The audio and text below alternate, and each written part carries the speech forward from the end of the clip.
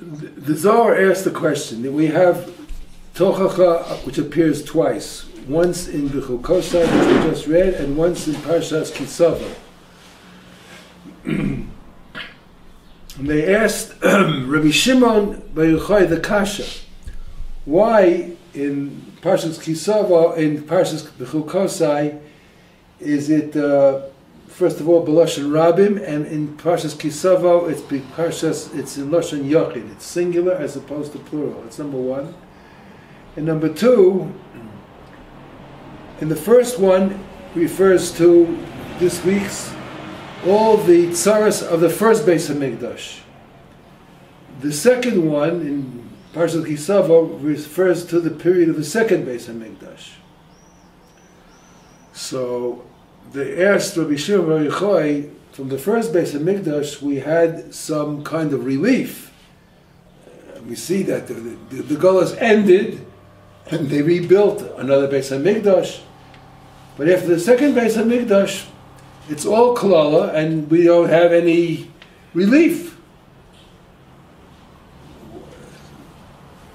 So Rabbi Shimon Bar Yochai answered, don't worry about it. All the klalas of the second Tochacha in Parashat Kisava, all are brachas. Now, what does that mean? So, on a simple, superficial way of looking at it, everything is dependent on perspective. Depends on how you see it. Bracha and klala is not something which is objective. It's very, very subjective. One item can be to one person a klala, and that same item to somebody else can be a bracha. All depends on who is receiving it and what the conditions that they are. Like when a person goes to a doctor, and the doctor prescribes a specific medicine or treatment of some kind. To one person, that could be his refuah, could save his life. To another person, it could kill him. Depends on their, their positions, where they're at, how the medicine will fit each person.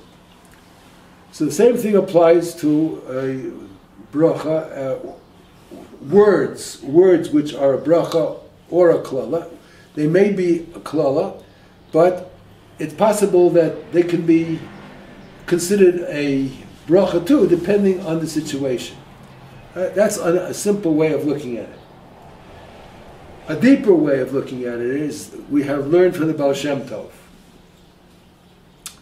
How do these things come down min hashamayim?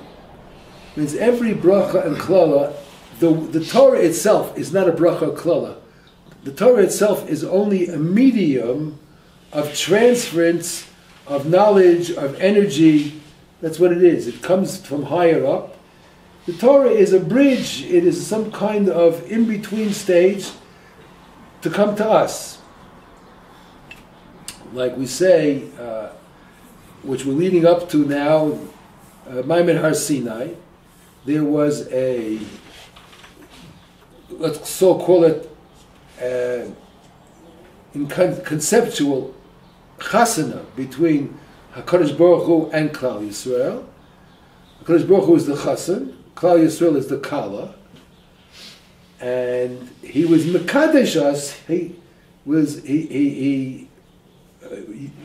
took us as his bride, sanctified us at Har Sinai, and he gave us the ring. What was the ring? The Torah. Giving us the Torah, that made the kinyan, that made the acquisition, that made us his wife, so to speak. Like a regular chassan and kala under a chuppah, if he doesn't give her the ring, haret mekudeshesli, she's not his wife. He has to give her something and sort of, so to speak, acquire her. She sells herself to him for the ring. So we sold ourselves to HaKadosh Baruch Hu when he gave us the Torah. Now, why is it necessary to do that? Well, there's one reason: you have to have some kind of action to demonstrate a change of ownership. Change of ownership. You have to have something to happen. Like when you walk into a store and you want an item that the person has on a shelf. So you put down some money on the table and he gives you the item. Now, before you put down the money and before he gave you the item, the money was yours and the item is his. What happened to change that situation? Why does the item now become mine? So I put money on the table, so what? The item was his. He bought it, he built it, he created it himself. It's his. It's totally his. He has total ownership of it. How does it become mine? What if I put down some coins on the table, whatever it is, put down a few shkalim on the table? Why does it become mine? How? You have an exchange of value. But he bought it, he created it, he built it. It's his. How does it become mine? Because he feels the money is worth more than what he created. So what? That's his profit. So what? But how does it change status? What makes it change? Meeting of the minds. What? Meeting of the minds. Well, you're getting close to it. But Kinyan. Yeah, but good. Kinyan happened. But what made it change? Why did it change from his ownership to my ownership? What made that happen? Because he created it, it's his. He found it, he bought it, he built it, he created it. How does it become mine? I didn't do anything for it. I give a few coins. So what if I give a few coins? What is it? So what? Why does it change? And technically, I want to understand what's the technical process of changing the status. It was his and now it became mine. What happened? It's a meeting of the minds to exchange value. So I say you're hitting it, but not exactly. To be more specific, it's only a question of ratzon. Ratzon, will.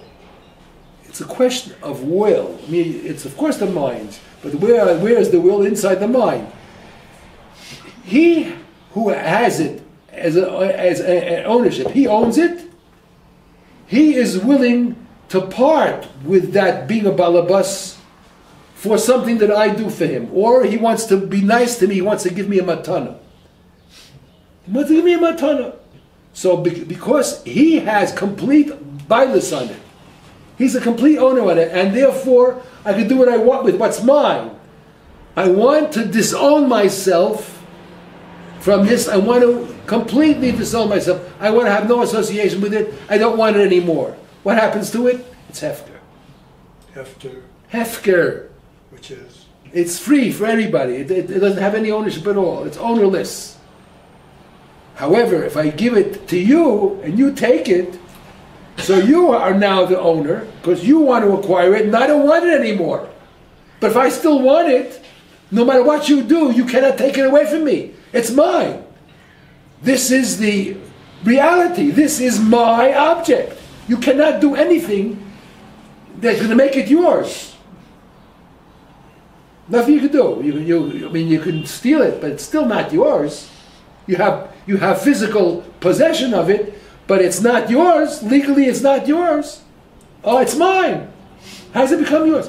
When, in my mind, my will that own this decides to disown myself from it, now it's possible for you to own it.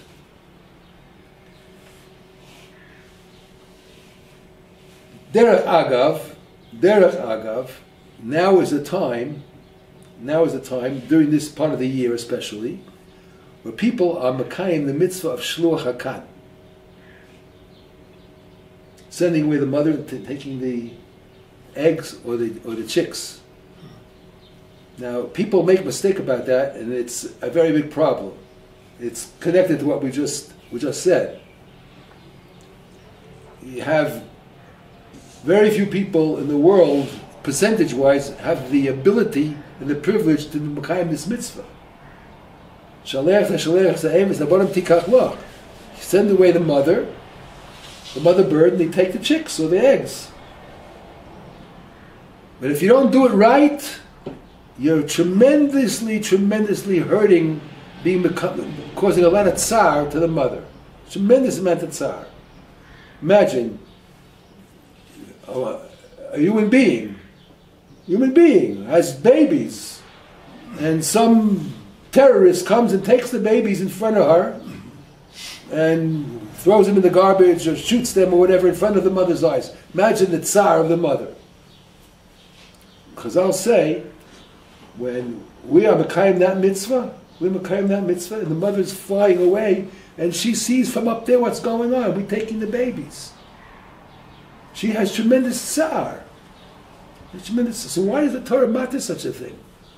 We are very, very big proponents of tsar b'alei chayim. We have to be so careful not to hurt animals. We have shchita. We're so careful that the knife should have no nick in it, the slightest nick. So it should be smooth and the animal doesn't even feel it. We're so careful not to hurt an animal. And here we allow such a blatant tsar to the mother. How do we do such a thing? Okay, we'll answer that question in a minute, but I don't want to get too distracted from our inyan. The actual mitzvah itself, so how we have this mitzvah, how do you do it? First of all, you have to make sure that the place where the nest is a place which is hefker. That means it is, because it says in the Torah, Kiyikra kan sipo. When you meet, you fall all of a sudden, you're walking in the street, you see a nest. We're up on a post, you see a nest, and I have an opportunity to be behind the mitzvah. Shalef v'shlef. We have to make sure that the nest is not built in a place which is owned by anybody.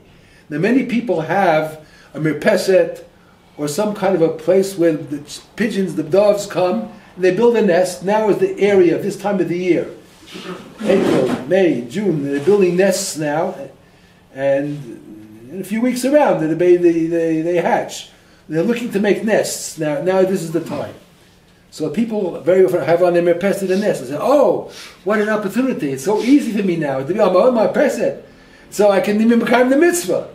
Oh boy, is it. Just the opposite. It must be in a place which is hefker.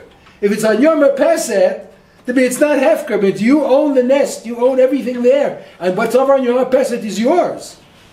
So you can't be Makayim the mitzvah. If you shoo the mother away and take the net, you'll be Makayim to be an achzor. That's what you're doing, because you're not Makayim the mitzvah. The only head to do such a thing is when it's hefker.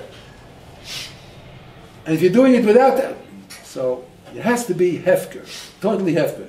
Then you can do the mitzvah. There's a lot of other halachas, we can't get into that now. It's not the purpose of this year. The point is this, getting back to making a kinyan. You go into a store and you want to buy something, you want to purchase something, you want to acquire ownership. How do you get that ownership? It's not yours. So what if I give money? So what? The answer is, it's the money which convinces the owner to disown himself from it and transfer it to you, or to make it hefker, and then you can pick it up. The money is not what buys it. It does not transfer it. It has to be his will.